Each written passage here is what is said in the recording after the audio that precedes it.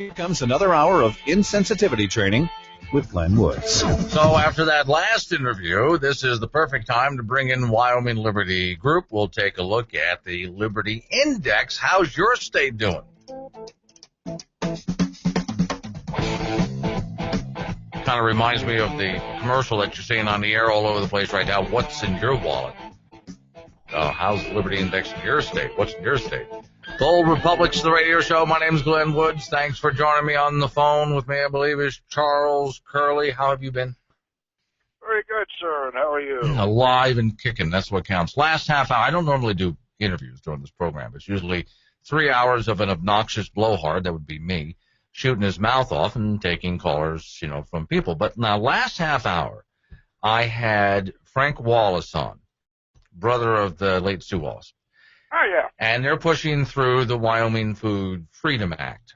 And he was also in Montana testifying on the same thing. Now, to me, this is huge, Charles, because this has everything to do with liberty. If you want to buy raw milk or eggs from your neighbors, or someone's baking pies and selling them at a roadside stand, they should be able to do that. And as far as I'm concerned, you don't need to license it, you don't need to permit it, and it's nobody's business, just between the two people doing business with each other. The state shouldn't get involved unless there's some kind of a dispute, which is where you come in the next half hour, because you have a Liberty Index. How does that work? Okay, here's what the Wyoming Liberty Index does. And I don't know, I'm sorry for your out-of-state listeners, but I don't know of any other state where there's anything like this. Well, but I do like the fact that as I look at this Liberty Index, what I'd like out-of-state listeners to do that are not in Wyoming is think of this in comparison to what you know about your state and see how it compares. All right. Yeah. So what is the Wyoming Liberty Index? Okay. What we do is we look at bills in the legislature. We've got about 380 so far this year. I've looked at about 300 of them. And we rate them. Very good for liberty, very bad for liberty. And then we run that through some software and use that. We look at third reading votes and what bills a legislator sponsors, and we get a pretty good idea of how they stand on liberty. Okay, now, based on that, here's another thing you don't normally hear on this program, Charles. That's the sound of paper. But this is the Campbell County Observer. You probably are familiar with Nick DeLotte, owner of the Campbell County Observer. Anybody who's not reading that in Campbell County should be. Yes. Now, well, in fact, I'm pleased to say that there's other people around the state that read it as well, and he has, every time a bill is brought up, he's been putting it in his newspaper. So this he gave to me a couple of days ago, and so since it's been in my studio for a couple of days, there's the proper coffee stains all over it, including places where I've spilled coffee. So, okay, what he did was has every single bill on 2 different pages. And with 2 different highlighters, he highlighted bills that grew government and highlighted bills that reduced government, the size and power of government. He has 2 highlighted in this session that reduce government. Yeah. Yeah, well, actually, that's probably not bad for a typical Wyoming legislature. Yeah. Aren't we supposed to be the freest state here? What happened, Charles? Well, yeah, that's a problem. For one thing, if I told you that this legislature has been spending like drunken sailors, I would be insulting drunken sailors. Yeah, and you don't want to do that because Nick DeLotte of the Campbell County Observer is a former sailor. So that he is, and he's got the tattoos to prove it. He does, yeah. So, okay, let's get off him for a minute. How does the Wyoming stack up? I mean, how are we doing here according to your Wyoming Liberty Index? Well, it's a relative rating. I can tell you that Legislator A is probably better for liberty than Legislator B. But we don't have really hard numbers because there's no real comparison from year to year. It's a different set of bills. We can't even compare the House and Senate this year because it's a different set of bills in the House and Senate. So I can tell you, for example, that Kendall Croker's a lot better for liberty than, say, Mary Throne. Okay. Or on the Senate, Charlie Scott doesn't come in anywhere near as well as, say, Cal Case. How's the governor rate? We don't rate the governor. Oh. See, that's got to be the next thing you do. And because I keep complaining. That's not a bad idea. Yeah, see, I keep complaining that we don't currently have, in my estimation, a true conservative governor at this time. You're not the only person who thinks that. Right. You probably know the Republican Party brought a censure resolution at the last convention, and that's embarrassing enough, but it came very close to passing. So you're not the only person in the state who thinks that. All right. I'm talking with Charles Curley. We're talking about the Wyoming Liberty Index. And again, if you're listening in other states, just compare this to your state. So let's talk items. We can talk about people, which we just did, but what sort of items do you look for when you're making your Liberty Index? Well, my general thought is this bill going to increase taxes or decrease them? We've got a real good bill to repeal the beer tax. So that's an excellent bill as far as I'm concerned. That's HB 141. I look at bills whether it creates more bureaucracy, like we've got the Council for Education bill that just creates another mess in the Department of Education and another route for the federal government to take over our education. And so that, as far as I'm concerned, is a very bad bill. Right. And those are the two main things. But let's see if we've got anything that simplifies or cleans up the statutes. It makes them easier to live with, even if we don't repeal anything. Right. Well, and so let me ask you this. I hate to keep interrupting, but you keep dropping thoughts into my head here. So do you ever just take a look at the number of not just bills and laws passed, but also, Charles, I take a look at rules and regulations as laws. The prism that I look through is if I have to do it or else, or if I'm caught doing it and I'm punished, it's a law.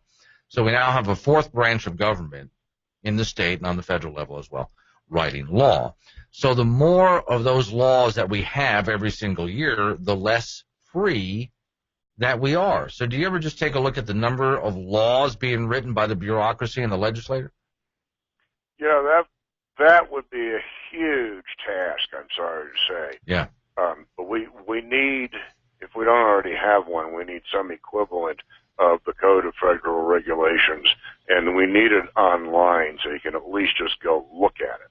Yeah. But we don't look at that at all. But, these regulatory agencies in many ways are worse than the legislature, partly because they operate very quietly. Nobody knows what they're up to unless they go looking for it, unlike the legislature. But also, they create the law, so they're a legislature. They adjudicate the law. If you want to appeal a citation under a regulation, you don't go into the district court. You go to the agency. Mm-hmm. So they're acting like a judiciary. And there's no due process. They also execute the law, like give citations and so on. And so they're exercising the three functions of government together. And that's the very definition of tyranny. And it's not just my opinion. Now we're going back to some of the Greek philosophers and to the Whigs, from whom our framers got their political philosophy. So why is it then, we could just say that they're stupid, but we won't go there. Why is it then that your legislative bodies in the House and Senate, or a governor in what's supposed to be the freest state, doesn't just simply see what you and I just said? Maybe they don't want to. Yeah. Our governor is a former federal prosecutor. Mm-hmm. We've had two federal prosecutors in a row for governor. What's wrong with that? Yeah. But the other thing is we have what I think C.S. Lewis called the administrative state. We've got the government doing so many things that it didn't do 200 years ago that the legislature can't deal with it, which, maybe they should have said, we don't have time to deal with this stuff. Let's not do it. Instead, they created the administrative state. Okay. So it's a shirking of responsibility on the legislature, whether they know it or not. Right. Now, let me ask you how, on your Liberty Index, can we get a basic score? In other words, it is on a scale of 1 to 100. Is it a grade score? How do you score a state like Wyoming?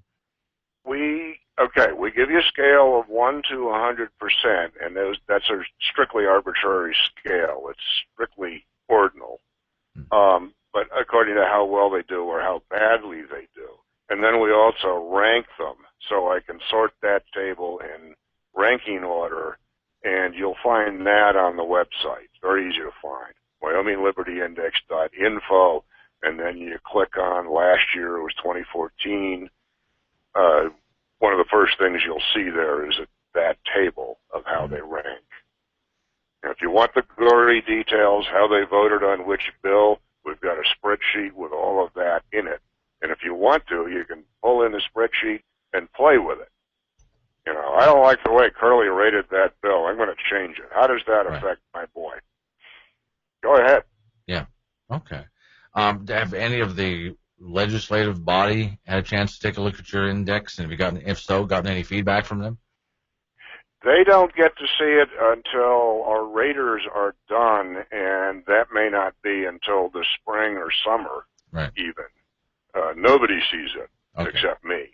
Has anyone ever given you a call and objected to their rating, or and I would have loved to have seen this, really? What am I doing wrong? Has you ever gotten that call?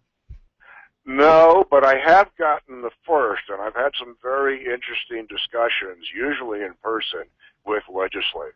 Yeah. And sometimes they come away from it shaking their heads. Sometimes they come away from it, I didn't think about that. Yeah. So it turns out to be educational, at least for those legislators that we can talk to. Okay. I'm talking to Charles Curley. We're talking about the Wyoming Liberty Index. Hold on just a couple of minutes, Charles, because we got to pay some bills here because we are unashamed, unabashed capitalists. That's what we do.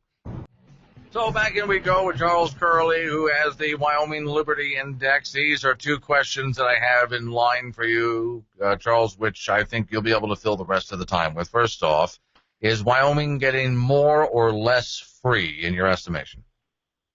It's moving back and forth. Okay. I'm very encouraged by the freshman class we have in the legislature. Oh, that's good. I want to compliment two of your local guys, by the way. And that's those are Scott Clem and Tyler Lindholm. Mm-hmm. And you probably mentioned him. He's the sponsor of the Food Freedom. Yes, he was on last half hour, as a matter of fact. So good. Oh, I just missed him then. Yeah, you did. Yeah, okay. So these two guys certainly do help. And are there some people from other counties around the state that are equally as good, do you think? Oh, yeah. Well, I think I mentioned Kendall Croker. He has been number one in the Wyoming Liberty Index in the House the last 2 years, and I think he's bidding fair to retain that position. Marty Halverson from Lincoln County is a very good person. I am very pleased with Jim Allen. He took Patrick Goggles' seat, which encompasses the reservation over there in Fremont County. And not only is he a major improvement over Jim Goggles, but he is turning out to be very quietly a leader in the House. So he gets kudos. Okay, so at the same time you're saying it's moving back and forth, do you see the Wyoming government growing in size or shrinking? It may actually start shrinking. Okay. We've got, $45 a barrel oil? Right. And with the Craig report, the consensus revenue estimating group on which the budget is roughly based has just changed to about $50 a barrel for their estimate. And so some of the people in the legislature are going, oops, we need to tighten our belt. Which means the governor's not going to get a lot of what he's asking for from where I'm sitting anyway. Yeah, and that's what I'm seeing out of the House Appropriations Committee. They are cutting some things that it's good riddance to some of these supplemental appropriations. So that's very encouraging. Okay. Medicaid expansion probably, okay, Medicaid expansion won't be a huge money issue the first couple of years, but if any project that depends on federal money, you've got to assume that that federal money will go away at some point, and then what do you do? See, that's the biggest argument I've had for anybody in any state who wants Medicaid expansion. I immediately sit up and say, wait a second now, what are you going to do, not if, not maybe, but when the money runs out? Because they simply don't have the money on the federal level to do this expansion. It's not falling out of thin air. They're printing fake money. So they're making a lot of promises to the states that they're not going to be able to keep. And once again, I look at it and I think it's obvious. It's right in front of their faces. Why don't they see it? I've never understood that. Yeah, I agree, and let's take it a step further. How dare you make promises to these people that you know you cannot keep? Right. That's terrible. Yeah. Not only that, but the federal money that we are getting is coming out of Medicare. And it's going to cost the average Wyoming resident on Medicare somewhere around $2,600 a year.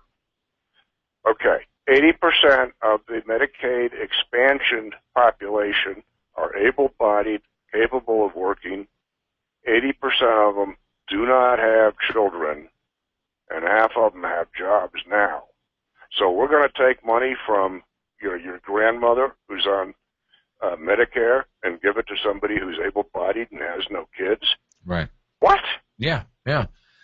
Okay. See, now I do worry about a lot of other outside federal influence, because here again I go back to this governor again, and I don't see him as someone who's strongly fighting the feds like I would really like to see him do. I just frankly want them out of our state.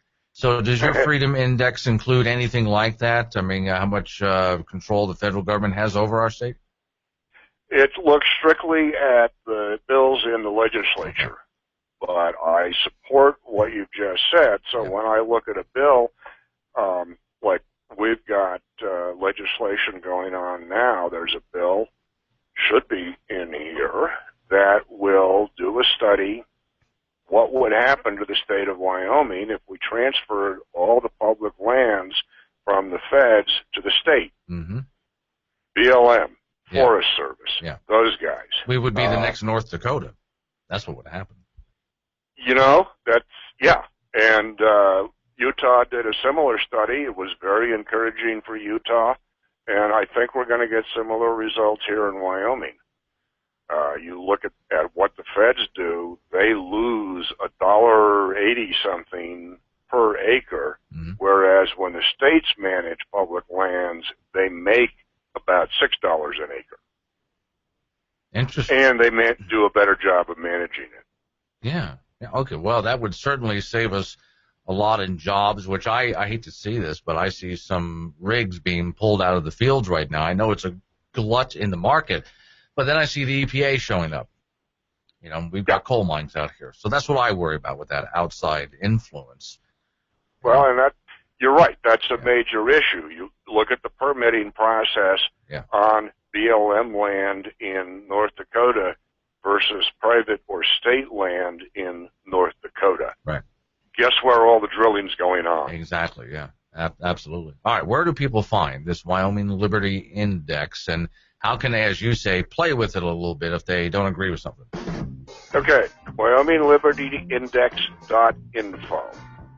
The Wyoming Liberty Index, all one word, and you'll see a table that's got each year that we have data for, and you can look at that year. On that, you'll find a spreadsheet that has all the gory details. Okay. Play with that, have fun with it. Charles, been a pleasure talking to you again. Thanks for coming on. Thanks very much, Glenn.